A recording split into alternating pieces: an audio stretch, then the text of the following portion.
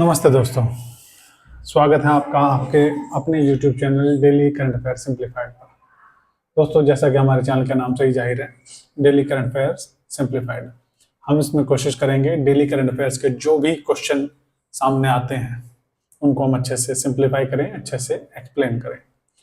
दोस्तों, आज 17 मार्च है और आज के वीडियो में हम आपके लिए लेकर आए हैं आज के डेली करंट अफेयर्स के वो महत्वपूर्ण सवाल जो सभी कॉम्पिटिटिव एग्जाम की तैयारी में आपके लिए बेहद जरूरी साबित होंगे। तो वीडियो को अंत तक जरूर देखिए और अगर हमारा काम पसंद आए तो हमारे चैनल को सब्सक्राइब भी जरूर कीजिए। तो शुरू करते हैं। तो दोस्तों, आज का पहला सवाल है क्वेश्चन नंबर 1। 98वें एकेडमी अवार्ड्स ऑस्कर 2026 में सर्वश्रेष्ठ अभिनेता का पुरस्कार किसने जीता? Option A Paul Thomas Anderson, option B Michael B Jordan, option C Emil Jannings, option C Willie Smith. तो इसका सही जवाब है ऑप्शन बी। इसका सही जवाब है option B, Michael B Jordan. दोस्तों, माइकल बी जॉर्डन को ये अवार्ड मिला है मूवी सिनर्स के लिए। आइए दोस्तों, थोड़ा एक्सप्लेन कर लेते हैं सवाल को। माइकल बी जॉर्डन को फिल्म सिनर्स के लिए मिला है। स्मोक और स्टैग नाम के दो जुड़वा भाइयों की दोहरी भूमिका निभाने के लिए उन्होंने पुरस्कार जीता है। दोस्तों, आपको मालूम होगा कि 1929 से शुरू हुए ऑस्कर अवार्ड में भारत की भी पहली फिल्म जो भेजी गई थी वो थी मदर इंडिया, जिसे 1957 की ये मूवी थी जिसे महमूद खान ने निर्देशित किया था। इस फिल्म में नरगिस दत्त, सुनील दत्त, राजेंद्र कुमार जैसे स्टार्स थे। पहला ऑस्कर इवेंट लॉस एंजलिस में दोस्तों पहला ऑस्कर इवेंट हुआ था रूजवेल्ट होटल में, हॉलीवुड के रूजवेल्ट होटल में। जॉर्ज बर्नार्ड शॉ ऐसे व्यक्ति थे जिन्होंने ऑस्कर और नोबेल पुरस्कार दोनों जीता है। एकेडमी के नियमों के अनुसार विजेता अपनी ऑस्कर ट्रॉफी को तब तक नहीं बेच सकते जब तक उससे पहले एकेडमी को $1 में वापस करने की पेशकश ना कर दे। चलिए, आज का दूसरा सवाल। जेसी बेकले ऑस्कर पुरस्कार जीतने वाली पहली अभिनेत्री बन गई हैं डैश। कहाँ की अभिनेत्री हैं? Scottish, option B British, option C Irish, option D Germany. तो इसका सही जवाब है ऑप्शन सी आयरिश। आयरलैंड की अभिनेत्री हैं और आपको जैसा कि दोस्तों जानकारी होगी आयरलैंड की राजधानी है Dublin. Option number C, question number 3। हाँ, तो इस क्वेश्चन का एक्सप्लेनेशन देख लेते हैं पहले। जेसी बकले हैटमैन, हाँ ये सबसे जरूरी है दोस्तों। जेसी बकले ने फिल्म हेमनेट के लिए यह सर्वश्रेष्ठ अभिनेत्री का पुरस्कार जीता है। फिल्म हेमनेट का निर्देशन क्लोई झाओ ने किया है और यह मैगी ऑफरेल के उपन्यास पर आधारित है। दोस्तों, आपको मालूम होगा कि आज तक सबसे ज्यादा 11 ऑस्कर जीत चुकी है कोई भी मूवी। ऐसा करने वाली सिर्फ 3 मूवी हुई है, बेन-हर, टाइटैनिक और the Lord of the rings. Bharat के संदर्भ में बात करें तो भानु अथैया पहली भारतीय महिला थी जिन्होंने फिल्म गांधी के लिए 1983 में कॉस्ट्यूम डिजाइनिंग के लिए यह ऑस्कर अवार्ड जीता था। सत्यजीत रे ने भी ऑस्कर अवार्ड जीता है, लेकिन उनको ये ऑनरेरी मिला था। A.R. रहमान मशहूर भारतीय संगीतकार, इन्होंने भी ये पुरस्कार जीता था स्लमडॉग मिलियनेयर के लिए। गुलजार साहब को भी ये 2009 में ही स्लमडॉग मिलियनेयर फिल्म के लिए मिला था। रसूल पकुट्टी 2009 में साउंड मिक्सिंग के लिए और MM किरवानी 2023 में नाटू नाटू गीत RRR मूवी से जो उनको मिला है। द एलिफेंट विस्पर एक भारतीय डॉक्यूमेंट्री लघु कथा को भी ये ऑस्कर अवार्ड 2023 में मिल चुका है। Question number 3। ट्रांसजेंडर व्यक्ति अधिकारों का संरक्षण संशोधन विधेयक 2026 के अनुसार पहचान प्रमाण पत्र जारी करने का अधिकार किसके पास है? मुख्य चिकित्सा अधिकारी, जिला मजिस्ट्रेट, सी राज्य मानवाधिकार आयोग, सी सामाजिक न्याय मंत्री। तो इसका सही जवाब है जिला मजिस्ट्रेट। लेकिन जिला मजिस्ट्रेट भी तभी यह प्रमाण पत्र जारी कर पाएंगे जब CMO की अध्यक्षता वाले बोर्ड इस बात की अनुशंसा करें, यानी कि रिकमेंडेशन दे। प्रस्तावित 2026 संशोधन विधेयक के अनुसार अब जिला मजिस्ट्रेट तभी प्रमाण पत्र जारी कर सकेंगे जब मुख्य चिकित्सा अधिकारी की अध्यक्षता वाला मेडिकल बोर्ड इसकी सिफारिश करेगा। पहले 2019 के अधिनियम में स्व पहचान का अधिकार था, जिसे इस संशोधन में हटाने का प्रस्ताव रखा गया है। सुप्रीम कोर्ट के नालसा बनाम भारत संघ निर्णय में ट्रांसजेंडर व्यक्तियों को तीसरे लिंग के रूप में मान्यता दी गई थी। दोस्तों ये बड़ा इंपॉर्टेंट है कि कौन से निर्णय के अनुसार ट्रांसजेंडर को थर्ड जेंडर के रूप में मान्यता दी गई थी, वह है नालसा बनाम भारत संघ। और स्व पहचान के अधिकार का अनुच्छेद और स्व पहचान के अधिकार को अनुच्छेद 21 का हिस्सा माना गया था। 2014 का नालसा केस और 2019 का अधिनियम दोनों ही ट्रांसजेंडर अधिकारों के लिए आधार स्तंभ का काम करते हैं। नेक्स्ट क्वेश्चन नंबर 4, भारत का पहला माइक्रो एलईडी आधारित प्योर एयर टावर कहां स्थापित किया गया? Option A Mumbai, option B Bengaluru, option C Chennai, option D Delhi. तो इसका सही जवाब है ऑप्शन डी दिल्ली। तो दोस्तों दिल्ली में अपनी तरह का पहला माइक्रो एलईडी आधारित प्योर वाटर स्थापित किया गया है। इसके बारे में इसका एक्सप्लेनेशन देख लें। यह टावर नई दिल्ली के एरो सिटी हाईवे कॉरिडोर में स्थापित किया गया है, यानी कि एयरपोर्ट के पास, जो प्रकाश संश्लेषण के माध्यम से हवा को शुद्ध करता है। कौन सी तकनीक है दोस्तों? प्रकाश संश्लेषण।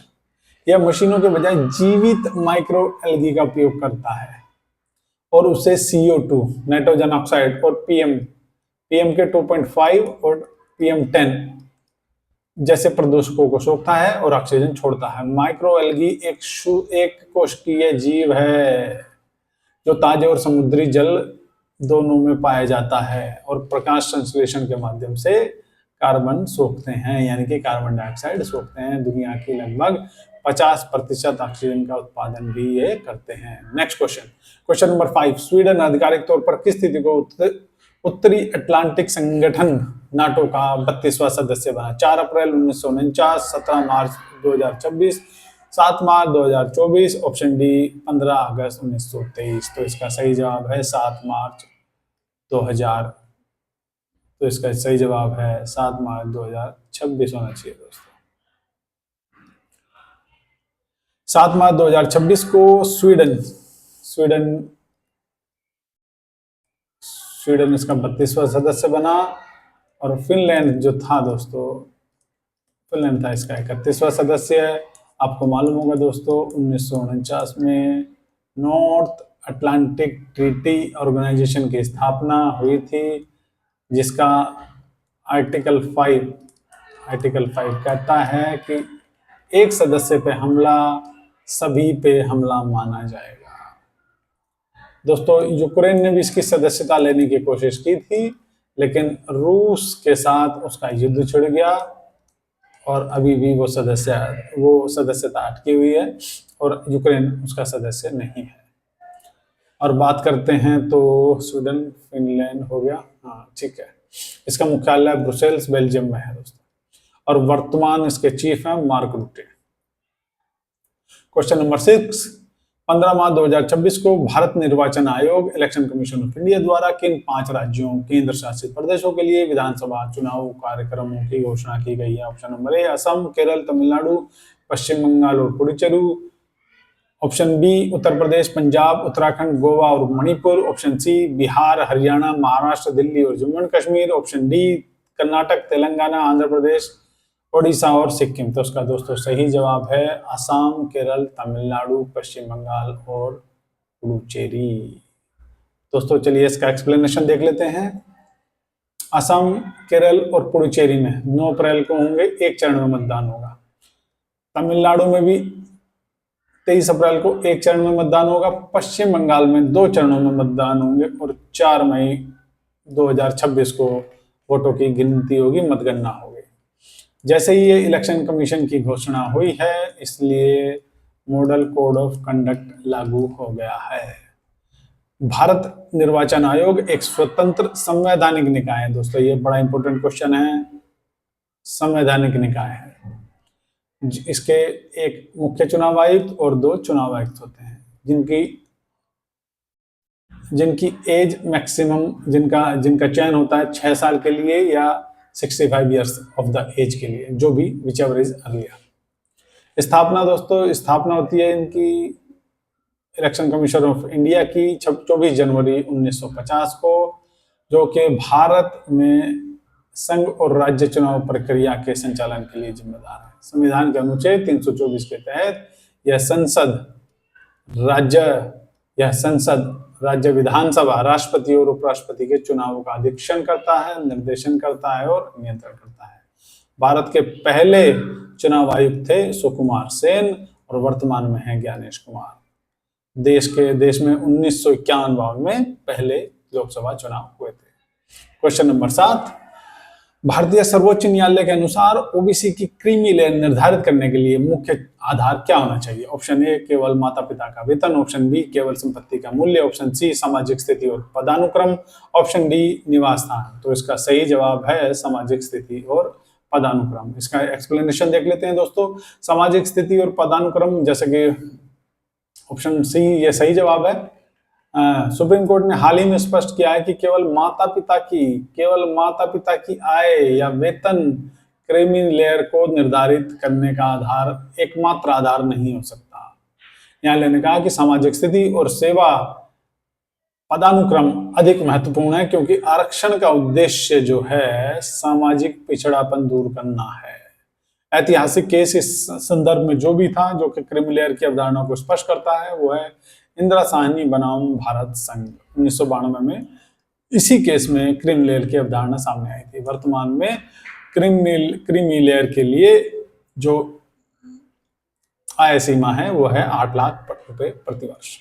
नेक्स्ट क्वेश्चन नंबर 8, डाक विभाग द्वारा 17 मार्च 2026 को शुरू की गई 24 स्पीड पोस्ट सेवा के पहले चरण में कितने शहरों को शामिल किया गया है? तो इंडियन पोस्टल डिपार्टमेंट द्वारा 6 शहरों में यह सेवा पहले चरण में शुरू होगी। दिल्ली, मुंबई, कोलकाता, चेन्नई, 4 मेट्रोपॉलिटन सिटी दोस्तों, और 2 सिटी हैं हैदराबाद और बंगलुरु। इसका एक्सप्लेनेशन देख लेते हैं दोस्तों। यह सेवा पहले चरण में दिल्ली, मुंबई, कलकत्ता और बेंगलुरु और हैदराबाद में शुरू की जा रही है। इस सेवा के तहत जिस दिन आप यह सेवा रजिस्टर्ड कराएंगे, यानी कि जिस दिन आप स्पीड पोस्ट कराएंगे या यह सेवा लेंगे, उसके अगले दिन डिलीवरी की गारंटी इसमें दी जा रही है। भारत के जो मंत्री हैं, केंद्रीय संचार मंत्री ज्योतिरादित्य एम सिंधिया हैं, जो कि पोस्टल डिपार्टमेंट के भी मुखिया हैं। क्वेश्चन नंबर 9, 98 एकेडमी अवार्ड्स में बेस्ट पिक्चर सर्वश्रेष्ठ फिल्म का पुरस्कार किस फिल्म ने जीता है? Option A Sinners, option B Hamlet, option C one battle after another, option D the heart locker. Sinners के लिए बेस्ट एक्टर, हैमलेट के लिए बेस्ट एक्ट्रेस और इसके लिए best movie and best director. ठीक, इसका एक्सप्लेनेशन देख लेते हैं दोस्तों। वन बैटल आफ्टर अनदर 98वें ऑस्कर में बेस्ट फीचर का खिताब जीतकर पहले पायदान पर आ गई है। इस फिल्म ने सबसे ज्यादा नामांकित फिल्म सिनर, उसको 16 सबसे ज्यादा नॉमिनेशन मिले थे ऑस्कर्स के लिए। इसको पीछे छोड़ा। इसके निर्देशन थे जो थे पॉल थॉमस एंडरसन को इसी फिल्म के लिए बेस्ट डायरेक्टर का अवार्ड भी मिला। क्वेश्चन नंबर 10 देख लेते हैं। 7 मार्च 2024 को कौन सा देश आधिकारिक तौर पर उत्तरी अटलांटिक संगठन का 32वां सदस्य बना, जिससे उसकी 200 साल पुरानी सैन्य गुटनिरपेक्षता की नीति समाप्त हो गई है? तो वो देश है दोस्तों स्वीडन। यह है 32वां, यह है 31वां। यूक्रेन सदस्यता नहीं मिली है और नॉर्वे इसका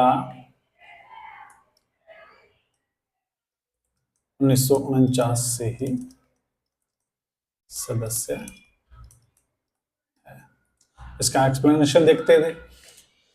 फिनलैंड 2023 में सदस्य बना था। इसका 31वां मुख्यालय इसका स्थापना इसकी 4 अप्रैल 1949 में हुई थी। मुख्यालय ब्रुसेल्स में है। वर्तमान चीफ मार्क रुटे हैं। उत्तरी अटलांटिक संगठन का एक सामूहिक सुरक्षा पर आधारित सैन्य संगठन है जिसका सिद्धांत इसका चार्टर अनुच्छेद 5 है, जिसके तहत किसी सदस्य पर हुआ हमला सभी देशों पर हुआ हमला माना जाता है। यूक्रेन ने सदस्यता के लिए आवेदन किया है, लेकिन वह भी सदस्य नहीं बना है। नॉर्वे नाटो के संस्थापक सदस्यों में से एक है, जो कि 1949 में ही बन गया था। मार्च 2026 में सुप्रीम कोर्ट ने 12 साल से कोमा में चल रहे किस व्यक्ति के मामले में पैसिव यूथनेशिया की अनुमति दी है? इसका सही जवाब है ऑप्शन बी, हरीश राणा। इनके सर में चोट लगने के कारण दोस्तों, इनका सर में चोट लगने के कारण ये कोमा में पहुंचे, जिसके कारण इनकी रिकवरी संभव नहीं थी। इसके लिए इनके इलाज में आ रही कठिनाइयों को देखते हुए सुप्रीम कोर्ट ने इन्हें पैसिव यूथनेशिया की अनुमति दे दी है। दोस्तों, एक होता है एक्टिव यूथनेशिया, एक होता है पैसिव यूथनेशिया। पैसिव यूथनेशिया में दोस्तों होता है लाइफ सपोर्ट सिस्टम हटा लिया जाता है।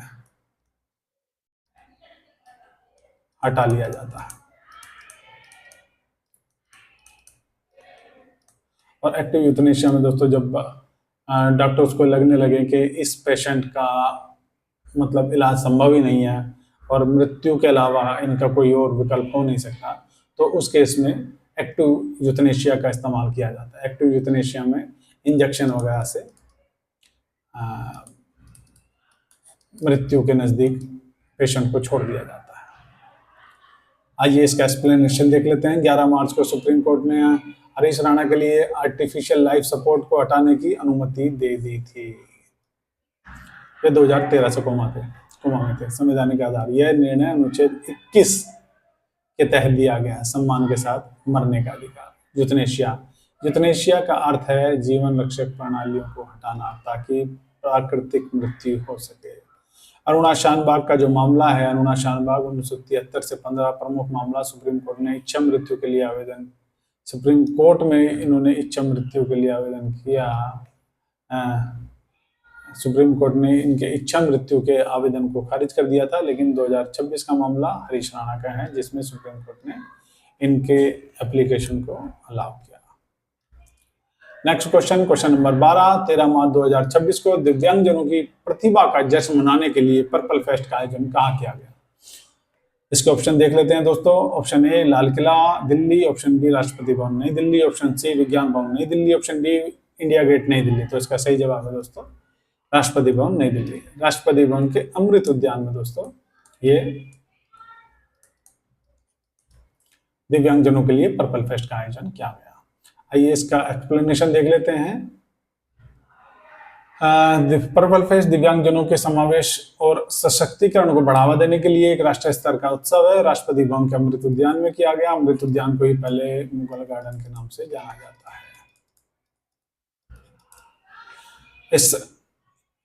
इसकी शुरुआत करने वाला मंत्रालय है सामाजिक न्याय और अधिकारिता मंत्रालय। नेक्स्ट क्वेश्चन नंबर 13, नई दिल्ली में आयोजित 13th वर्ल्ड पैरा ग्रां प्री 2026 में भारत ने कुल कितने पदक जीतकर पदक तालिका में पहला स्थान हासिल किया? ऑप्शन ए 75 पदक, ऑप्शन बी 157 पदक, ऑप्शन सी 208 पदक, ऑप्शन डी 257 पदक। तो इसका सही जवाब है 208 पदक, जिसमें के दोस्तों 75 गोल्ड हैं, इतने सिल्वर हैं, इतने ब्रॉन्ज हैं। इसका एक्सप्लेनेशन देख लेते हैं दोस्तों। 75, 69 और 64।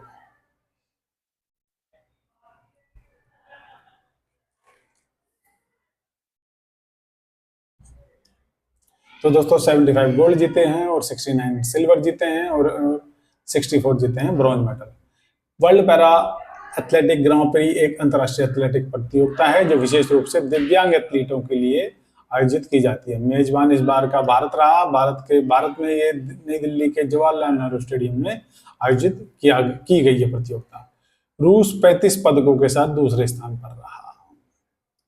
भारत ने पहली बार इस प्रतियोगिता में 200 से ज्यादा पदक जीतकर 208 का आंकड़ा पार किया है और 6 स्थान प्राप्त किया है। इसमें पदक जीतने वाले प्रमुख खिलाड़ी थे सुमित अंतल, भाला फेंक में इन्होंने जीता है, प्रीति भाल, महिलाओं की 100 मीटर और 200 मीटर में स्वर्ण पदक जीता है प्रवीण कुमार। ऊंची कूद हाई जंप में इन्होंने स्वर्ण पदक जीता है शुभम जुयाल। पुरुषों के 60 फुट में स्वर्ण पदक जीता है मनोज कुमार सभापति। 800 मीटर दौड़ में इन्होंने स्वर्ण पदक जीता है। नेक्स्ट क्वेश्चन, एशिया के सबसे बड़े tulip garden Indira Gandhi memorial tulip garden का उद्घाटन 16 मार्च को जम्मू एंड कश्मीर के मुख्यमंत्री द्वारा कहां किया गया? दोस्तों उसका जवाब सभी जानते हैं। Option A Pahalgam, option B Srinagar, option C Gulmarg, option D Anantnag. तो इसका जो सही जवाब है श्रीनगर। ये दोस्तों डल झील के किनारे इसका आयोजन होता है। आइए इसका एक्सप्लेनेशन देख लेते हैं। श्रीनगर, ऑप्शन बी श्रीनगर सही जवाब था इसका। इंदिरा गांधी, यह एशिया का सबसे बड़ा ट्यूलिप गार्डन है। यह श्रीनगर के जबरवान पर्वत श्रृंखला की तलहटी में और प्रसिद्ध डल झील के किनारे स्थित है। उद्घाटन 16 मार्च को मुख्यमंत्री उमर अब्दुल्ला द्वारा किया गया। महत्वपूर्ण, कश्मीर में पर्यटन सीजन की शुरुआत का प्रतीक इस समारोह को माना जाता है। तो दोस्तों आज के वीडियो में बस इतना ही, और अगर आपको यह हमारा वीडियो पसंद आया हो तो लाइक करें, अपने दोस्तों के साथ इसको शेयर करें, और ऐसे ही इम्पोर्टेंट डेली करंट अफेयर्स के लिए हमारे चैनल को सब्सक्राइब जरूर करें। तो धन्यवाद दोस्तों।